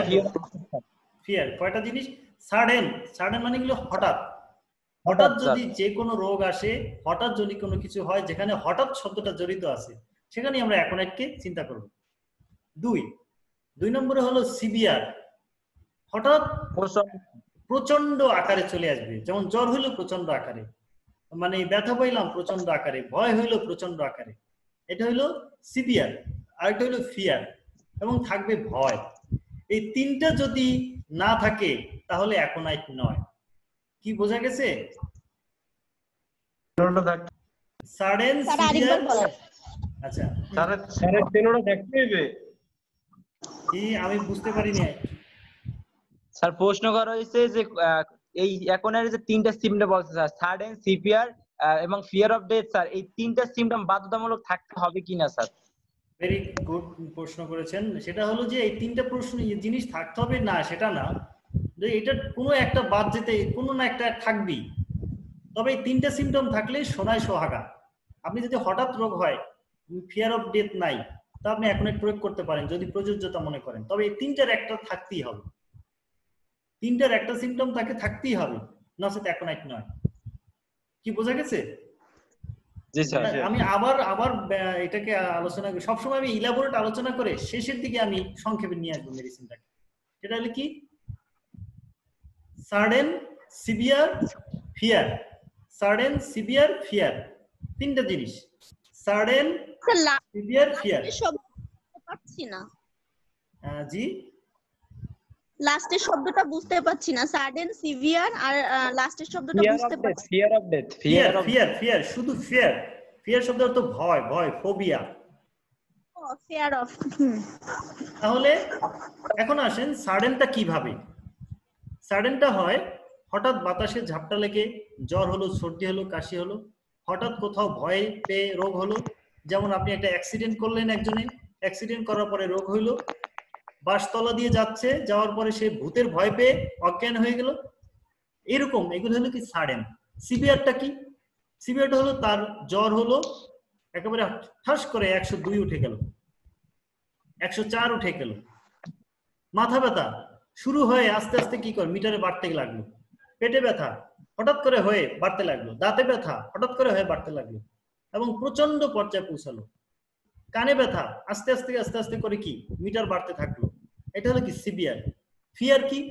ফিয়ার হলো কি মৃত্যুর ভয়, সে মরে যাবে সেই ভয়, সে তার রোগ হয়েছে, রোগের কারণে শেষ হয়ে যাবে, তার প্রিয় মানুষটাকে হারানোর ভয়, অ্যাঙ্গারের ভয়। এটা আমি আলোচনা করছি। সেটা হলো যে অ্যাকোনাইটের যে মহিলা বা পুরুষ তাদের মধ্যে একটা বিশেষ একটা সিমটম, এটা ক্রনিক কেসে পাবেন। সেটা হলো অ্যাকোনাইটের রোগীদের মধ্যে একটা স্টেট থাকে, সেটা হলো কি ফিয়ারের ফোবিয়া থাকে। সেই ফোবিয়াটা কি? অ্যাকোনাইটের মেয়েরা যখন সংসার করে তখন সে স্বামীর সুখের কথা চিন্তা করে মেনে নেয়, কিন্তু সেটা মেনে নেওয়াটা তার দেখানোর জন্য। কিন্তু এই মেনে নেওয়ার কারণে তার যে রাগ আর ক্ষোভকে সাপ্রেস করতে হয়। রাগ আর ক্ষোভটাকে যখন সে সাপ্রেস করে, এই সাপ্রেস থেকে তার মধ্যে তৈরি হয় অ্যাগ্রেসিভ চিন্তা ধারণা। তখন সে তার স্বামীকে ভালোবাসে কিন্তু বলে আমি তোকে খুন করব, খারাপ আলোচনা করে, খারাপ বকা দেয়, তখন তাকে অ্যাকোনাইট দিতে হবে। তো অ্যাকোনাইটকে আমাকে জানতে হবে এই তিনটা কথার মাধ্যমে। কি হলো? Sudden, severe, fear. এই তিনটা জিনিসকে আমরা খুব সহজেই আমরা অ্যাকোনাইটকে জানতে পারবো। চলুন আমরা অ্যাকোনাইটের ফ্যামিলি হিস্টোরি দেখে আসি। ফ্যামিলিতে কি কি আছে অ্যাকোনাইটের? ফ্যামিলি হিস্টোরি আছে, আপনারা পাবেন রবিন মার্ফি রেপোর্টরিতে, general family history of apoplexy বা ইপিলেপসি, অর্থাৎ হলো তার মধ্যে সন্ন্যাস রোগ বা বাই বলি না, এই রোগের একটা ইতিহাস আছে। সেক্ষেত্রে অ্যাকোনাইট সেকেন্ড গ্রেড। বাইবা মির্গি রোগ স্যার ওইটা। হ্যাঁ, বাইবা মির্গি রোগ। এটা বংশগত থাকলে আমরা অ্যাকোনাইটকে কল্পনা করতে পারি। এবং এর সাথে আরো মেডিসিন আছে, সেটা বেল আছে, জেলস আছে, গ্লোনাইন আছে, মাক্স আছে, ল্যাকেসিস আছে, ওপি আছে, ফসফরাস আছে, আরো মেডিসিন রয়েছে। থার্ড গ্রেড অন্য মেডিসিন আছে, আমি অনেকক্ষণ হয়ে গেছে, আমি একটু ব্যাকে যেতে চাচ্ছি। সেটা হলো এই মেডিসিনগুলো কাজ করে। সাথে রয়েছে আপনার আরেকটা, যেমন I discolouration, red injury after. আমরা চোখের যে মেডিসিনগুলো, যখন কোন জায়গায় আমরা আঘাত খাই, আঘাত খাওয়ার পরে আমরা আর্নিকা দিই, তাই না? কি বলেন? জি স্যার। আঘাতের কি শুধু আর্নিকা নাকি আরো মেডিসিন আছে? আরো আছে স্যার, অবশ্যই। আচ্ছা, এগুলো শিখতে হবে। ডাক্তারি করতে হলে শুধু অ্যাকোনাইট আর্নিকা হলে হবে না। আর্নিকা হলো ফার্স্ট গ্রেডে, যদি চোখে যদি আঘাত হয় এবং সেটা লাল হয়ে যায়, সেক্ষেত্রে আর্নিকা ফার্স্ট গ্রেডের। সাথে যদি তার মধ্যে অস্থিরতা, ভয় থাকে, তাহলে আর্নিকা সরি অ্যাকোনাইট। আর তার মধ্যে সেনসিটিভ টু টাচ, যদি ধরতে দেয় না, দূর থেকে ছোঁয়া দিতে গেছেন, ওরে বাবা এরকম করে উঠে, তাহলে সেক্ষেত্রে আর্নিকা। ইউফ্রেশিয়া, যদি চোখের কালারটা লাল না হয়ে বা পিঙ্ক কালারের হয়, তাহলে ইউফ্রেশিয়া। আর হেপার সালফার, যদি সরাসরি স্পর্শ অসুবিধা হয়, অর্থাৎ চোখে কাপড় দিতে গেলেন বা হাত লাগাতে গেলেন, তখন সমস্যা করে, তখন আমরা হেপার সালফার।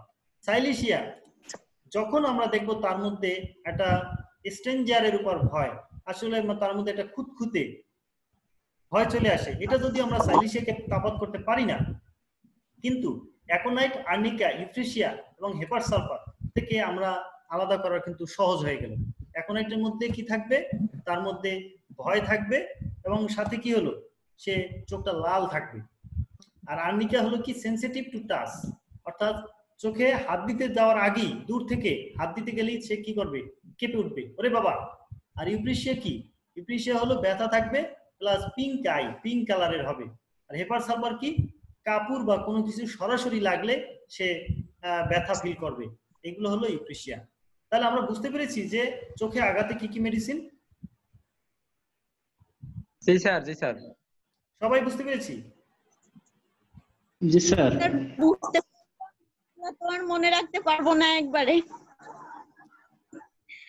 আচ্ছা, পুরো নামটা তো আর একবার শুনে মনে রাখতে পারবো না। পারবো না, এই কথাগুলো তো আসলে আমি পছন্দ করি না। আমার ক্লাসে আমার যারা ছাত্রছাত্রী হবেন তাদের আমি একটা উদ্দেশ্য কথা বলি, তাদের সবচেয়ে কলিজাটা বড় থাকতে হবে, নিজের দেহের চাইতেও কলিজাটাকে অনেক বড় করতে হবে। পারবো না বলতে কিছু মানুষের ডিকশনারিতে নাই, করে নিতে হয়। আর আজকে যারা পারবো না বলছেন, কালকে আরো 10 বার বলবেন আমি পারবো পারবো। পারবো না বলতে কিছু নাই। আর নিজে সবসময় সংকীর্ণ মনা থেকে উদার মনা তৈরি করবেন, দেখবেন আপনার জন্য সবকিছু সহজ হয়ে যাবে। আজকে আমার জি স্যার এরকম ছিল স্যার, আমার একটু জানার ছিল স্যার। হ্যাঁ বলেন। অ্যাকোনাইট রোগী স্যার স্পিরিচুয়াল ধাতুর স্যার, আর হচ্ছে পলিক্রেস্ট স্যার, এই জিনিসটা যদি একটু বলতেন স্যার তাহলে ভালো হইতো স্যার। আচ্ছা, পলিক্রেস্ট এবং স্ক্রুফুলা ধাতু, এগুলো তো অনেক ডিপ লেভেলে পড়াশোনা। এই বেসিক ক্লাস এগুলো আলোচনা করে কোনো লাভ আছে? স্যার বুঝতে পারছি স্যার। আমি এখানে বেসিক ক্লাসে বেসিক আলোচনা করব, তারপর আমি একটু সংক্ষেপে ধারণা দিয়ে যাই, কারণ অনেক সময় হয়ে গেছে, খাস করে লাইনটা কেটে যাবে। তো পলিক্রেজ শব্দের অর্থ হলো, যেটা আমরা সংক্ষেপে যেটা বুঝি সেটা হলো যেটা বারবার বহুল ব্যবহৃত হয়েছে। আর স্ক্রুফুলা ধাতু হলো, ব্যবহৃত, হ্যাঁ স্ক্রুফুলা ধাতু হলো যখন সোরা, সাইকোসিস, সিফিলিট এটাকে কম্পাউন্ড বলে, যখন এই সবগুলা মিক্স হয়ে হ জবর ল হয়ে যায় কন্ডিশনের অবস্থা, তখন আমরা এটাকে স্ক্রুফুলা ধাতু বলি। ঠিক আছে? জি স্যার বুঝতে পারছি স্যার। আমার কথা হলো আমি বইয়ের ভাষা যাব না, আমরা প্র্যাকটিক্যাল শিখবো। কি সমস্যা আছে? বইয়ের ভাষা লাগলে আমি আবার বলে দেবো, সমস্যা নেই। স্যার ভালো লাগতেছে স্যার। আচ্ছা আরিফ রাব্বানি জিহান, আপনি তো হঠাৎ আসছেন আবার চলে যাচ্ছেন, কি অবস্থা বলেন দেখি। এখন এটার আলোচনা কি পেয়েছেন?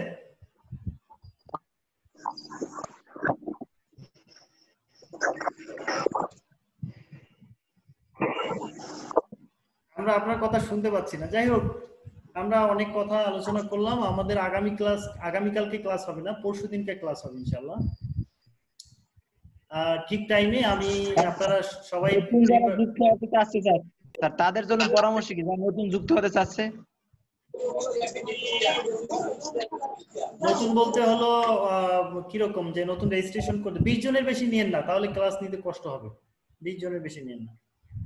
নতুন যারা যুক্ত হতে চাচ্ছে তাদেরকে এই ব্যাচে অ্যাড করব নাকি স্যার অন্য ব্যাচে? এই ব্যাচে অ্যাড করবে, তারা ভিডিও দেখে নেবে। আমার ভিডিও রেকর্ড করা আছে, এটা ইউটিউবে দেব, পাসওয়ার্ড দিয়ে দেব। আপনারা যারা আছেন আপনাদেরকে আমি পাসওয়ার্ড দিয়ে দেব, এটা আপলোড করে আপনারা আবার পরে দেখে নিতে পারবেন এই ক্লাসটাই। জি স্যার। জি স্যার। জি, তাহলে আমরা আগামী ক্লাস কালকে হবে না, পরশুদিনকে ক্লাস নেওয়ার চিন্তা ভাবনা আছে। আপনারা সবাই ভালো থাকবেন, সুস্থ থাকবেন, এই প্রত্যাশায় আমাদের আজকের ক্লাস এখানেই শেষ। কারো কোনো প্রশ্ন, কোনো কথা আছে, পরামর্শ? স্যার আমাদের কাছে হোস্ট বানিয়ে দিয়ে যান স্যার, আমরা একটু আলোচনা করি আমাদের নিজেদের। স্যার আমার একটা কথা ছিল। হ্যাঁ বলুন। স্যার অনেক সময় দেখা যাচ্ছে বিভিন্ন